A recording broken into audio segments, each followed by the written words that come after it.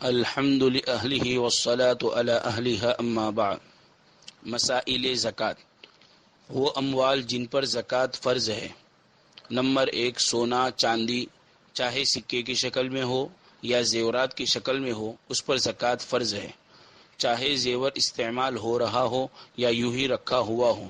گھر میں عورتیں جو زیور استعمال کرتی ہے اس پر بھی زکوٰۃ فرض ہے۔ زیور شوہر کا ہے یا بیوی کا، اس کی وضاحت۔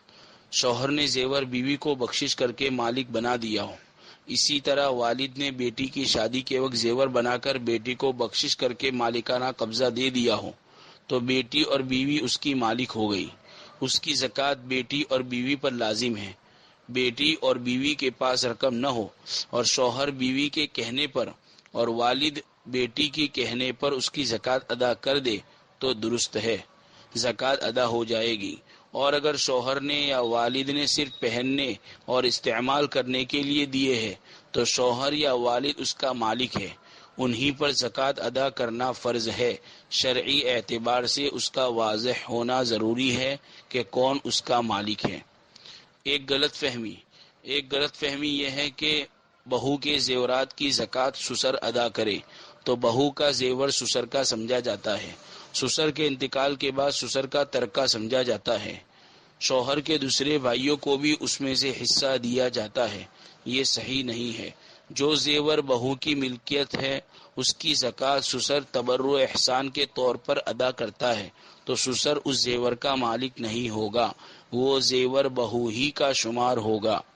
شادی کے لیے رکھے گئے زیورات پر زکوٰۃ، اگر باپ یا ماں نے بچے یا بچی کی شادی کے لیے زیورات بنا کر رکھے ہیں اور وہ ابھی بچوں کو بخشش نہیں کیے گئے بلکہ اپنی ہی ملکیت میں ہے تو ان کی مالیت پر حسب ضابطہ زکوٰۃ ماں یا باپ پر واجب رہے گی۔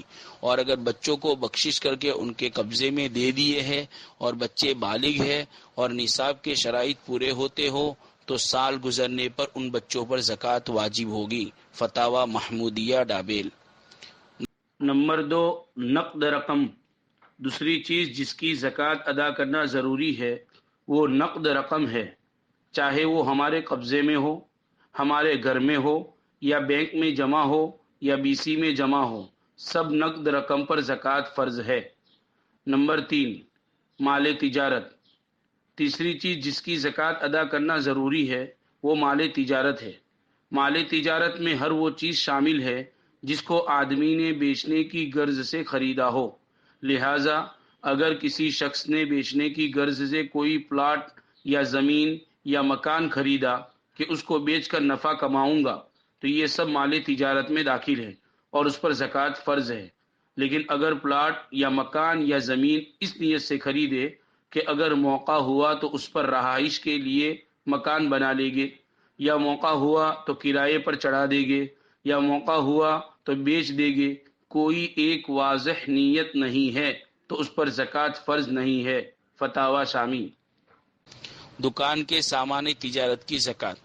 جس شخص کی دکان میں فروخت ہونے والا مال ہو، مثلا کپڑے، جوتے اور موبائل کی دکان میں کپڑے، جوتے اور موبائل ہو تو اس پورے اسٹاک مال پر زکوٰۃ نکالنا ضروری ہے۔ مال تجارت کی زکوٰۃ میں کس قیمت کا اعتبار ہے؟ مال تجارت کی زکوٰۃ خرید قیمت کے حساب سے نہیں بلکہ بیچنے کی قیمت کے حساب سے نکالنا ضروری ہے۔ اگر ان کی بیچنے کی قیمت متعین اور مقرر ہو تو اس کا اعتبار کیا جائے، اگر بیچنے کی قیمت متعین نہ ہو تو اکثر و بیشتر جو قیمت لی جاتی ہے اس کا حساب لگائیں گے، اور اگر اس کا اندازہ لگانا بھی مشکل ہو تو پورے سال میں فروخت ہونے والے مال تجارت میں نفع کا فیصد یعنی ٹکا واری نکال کر اسی فیصد کے حساب سے زکوٰۃ نکالیں گے۔ امداد الفتاوی۔ ریٹیل اور ہول سیل کاروبار میں زکوٰۃ کس قیمت کے اعتبار سے ادا کرے؟